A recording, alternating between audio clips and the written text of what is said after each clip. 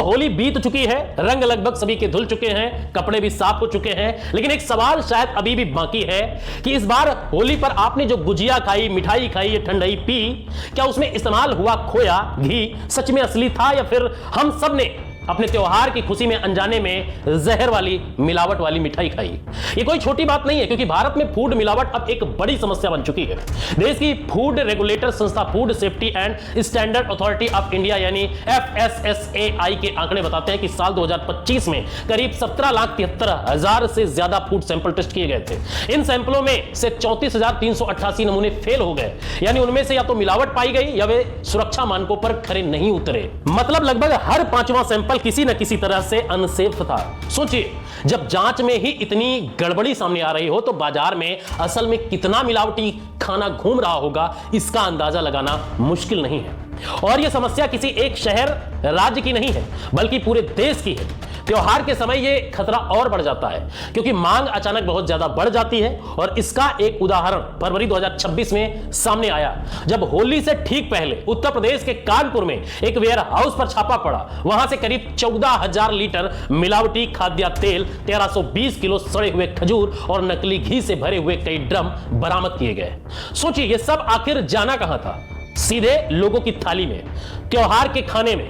यानी जो चीजें हम खुशी के मौके पर परिवार के साथ खाते हैं, वही चीजें कई बार मिलावट का सबसे बड़ा शिकार बन जाती हैं। यही वजह है कि भारत में फूड मिलावट की समस्या नई नहीं है। अगर इतिहास देखें तो 1954 में ही सरकार को prevention of food adulteration act 1954 लाना पड़ा था। उस समय भारत को आजाद हुए सिर्फ 7 साल ही हुए थे और उद्योग भी इतने बड़े स्तर पर नहीं थे। फिर भी खाने में मिलावट इतनी बड़ी समस्या थी कि संसद को कानून बनाना पड़ा। लेकिन आज 2025 से 26 में हालात और जटिल हो चुके हैं। जनसंख्या ज्यादा है, सप्लाई चेन लंबी है और निगरानी का सिस्टम कमजोर है। कई जगह ऐसे मामले सामने आए जहां डेयरी यूनिट में सिंथेटिक दूध बनाया जा रहा था। गुजरात में 2025 में एक ऐसी डेयरी यूनिट पकड़ी गई जो बाहर से बिल्कुल सामान्य लग रही थी, लेकिन अंदर केमिकल से दूध बनाया जा रहा था। डिटर्जेंट, स्टार्च और यूरिया मिलाकर दूध जैसा सफेद तरल तैयार किया जाता था और फिर उसे बाजार में सप्लाई कर दिया जाता था। छापा पड़ने के बाद यूनिट सील कर दी गई, लेकिन तब तक वो दूध हजारों घरों में पहुंच चुका था। सबसे खतरनाक बात यह है कि इस तरह की मिलावट का असर तुरंत दिखाई नहीं देता। यह धीरे धीरे शरीर को नुकसान पहुंचाती है, किडनी पर दबाव डालती है, लीवर को कमजोर करती है, बच्चों के दिमागी विकास तक असर डालती है। कई बार सालों बाद बीमारी सामने आती है और तब तक यह साबित करना मुश्किल हो जाता है कि उसकी वजह मिलावटी खाना था। इसी तरह 2024 में एक अंतरराष्ट्रीय विवाद भी सामने आया, जब भारतीय मसाला ब्रांड MDH और एवरेस्ट स्पाइसेस के कुछ उत्पादों में एथिलीन ऑक्साइड नाम का केमिकल पाया गया। इसके बाद सिंगापुर, हांगकांग और मालदीव जैसे देशों ने इन मसालों पर अस्थायी प्रतिबंध लगा दिया।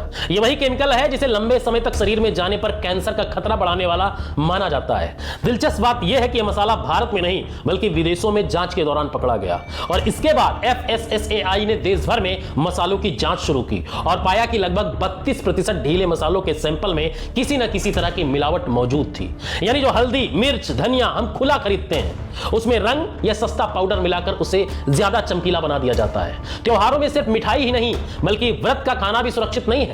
2025 में नवरात्रि के दौरान दिल्ली में कुट्टू के आटे में मिलावट का बड़ा मामला सामने आया था और इस मिलावटी आटे से बने पकवान खाने के बाद 400 से ज्यादा लोग बीमार पड़ गए थे। लोगों को उल्टियां, पेट दर्द और तेज ऐंठन की शिकायत हुई। कई लोगों को अस्पताल में भर्ती कराना पड़ा। यह घटना बताती है कि मिलावट सिर्फ पैसे कमाने का मामला नहीं है, बल्कि सीधे सीधे लोगों की जान से खेलने जैसा है। अब बात करते हैं ट्रेन के खाने की, क्योंकि भारत में रोजाना करीब 2 करोड़ 30 लाख लोग ट्रेन से सफर करते हैं। लंबे सफर में लोग अक्सर रेलवे का खाना ही खाते हैं और Indian railway catering and tourism corporation यानी IRCTC के जरिए दिया जाता है। 2025 में यात्रियों की तरफ से खाने की क्वालिटी और साफ सफाई को लेकर 6645 शिकायतें दर्ज हुई। इनमें मिलावटी खाना, खराब पैकेजिंग और गंदगी जैसी समस्याएं शामिल थी। इसके अलावा एक और चिंता सामने आई कि कई ट्रेनों में खाना प्लास्टिक कंटेनर में गर्म किया जाता है। वैज्ञानिकों और स्वास्थ्य संगठनों का कहना है कि जब प्लास्टिक को ज्यादा तापमान पर गर्म किया जाता है तो उसमें से माइक्रो प्लास्टिक और केमिकल निकल सकते हैं जो धीरे धीरे शरीर में जमा होते जाते हैं और 2026 में वंदे भारत ट्रेनों को लेकर संसद की एक समिति में भी यह चिंता जताई गई थी, लेकिन सुधार की प्रक्रिया अभी पूरी तरह लागू नहीं हो पाई है। अगर पूरे सिस्टम को देखें तो समस्या का सबसे बड़ा कारण निगरानी की कमी है। भारत में लगभग 80 लाख फूड बिजनेस चल रहे हैं, जबकि निरीक्षण के लिए सिर्फ करीब 8000 फूड इंस्पेक्टर हैं, यानी एक इंस्पेक्टर के जिम्मे औसतन 10,000 कारोबार आते हैं। ऐसे में हर जगह नियमित जांच होना लगभग असंभव हो जाता है। यही वजह है कि कई बार मिलावट करने वाले पकड़े भी जाते हैं और कुछ समय बाद फिर वही काम शुरू कर देते हैं। स्वास्थ्य अनुसंधान संस्था Indian council of medical research यानी ICMR के आंकड़े बताते हैं कि 2010 से 2024 के बीच फूड मिलावट से जुड़ी बीमारियों में करीब 60% तक बढ़ोतरी हुई है और हर साल लगभग 6 लाख लोग फूड बोर्न इलनेस से बीमार पड़ जाते हैं और 10,000 से ज्यादा लोगों की मौत हो जाती है। ये सिर्फ आंकड़े नहीं है, बल्कि हमारे आसपास के लोगों की जिंदगी है। इस पूरे खेल में सबसे ज्यादा नुकसान किसका होता है? आम उपभोक्ताओं का और ईमानदार दुकानदार का। जो दुकानदार असली दूध, असली घी और असली मसाले इस्तेमाल करता है, उसकी लागत ज्यादा होती है और इसीलिए उसका सामान महंगा पड़ता है। दूसरी तरफ मिलावट करने वाला सस्ता माल बनाकर ज्यादा मुनाफा कमा लेता है। ग्राहक अक्सर सस्ता देखकर खरीद लेते हैं क्योंकि उन्हें असली और नकली का फर्क तुरंत समझ नहीं आता। यही कारण है कि धीरे धीरे बाजार में मिलावट करने वालों का दबदबा बढ़ जाता है। विशेषज्ञों का अनुमान है कि भारत में फूड मिलावट का ये पूरा कारोबार करीब 4000 करोड़ रुपए का हो चुका है। यानी ये सिर्फ छोटी मोटी चोरी नहीं, बल्कि एक पूरा संगठित नेटवर्क बन चुका है, जिसमें सप्लायर, गोदाम, ट्रांसपोर्ट और रिटेल तक कई स्तर शामिल होते हैं। त्योहारों के समय ये नेटवर्क और तेजी से सक्रिय हो जाता है क्योंकि मांग अचानक कई गुना बढ़ जाती है और सबसे बड़ी विडंबना यह है कि जब किसी अपराध में सजा से ज्यादा मुनाफा हो तो वो अपराध रुकता नहीं है।